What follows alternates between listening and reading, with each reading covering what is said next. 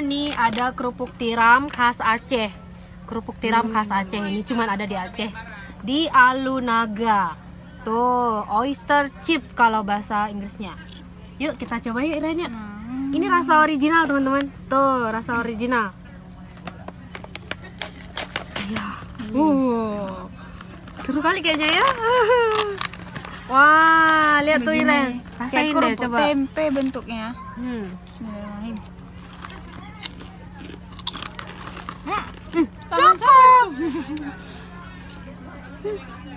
Ada bau tiram nggak? Enggak.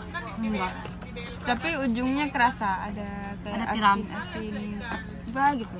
Ada Karena emang gurih-gurihnya. original ya. Original. Nggak ada Ya. perisai. Gurih tiramnya itu ada, tidak ada perisalnya.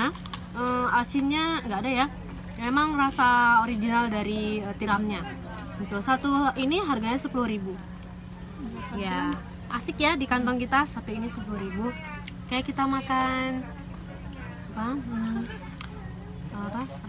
Dan jangan lupa dapatkan kerupuk tiram ini di makananaca.com.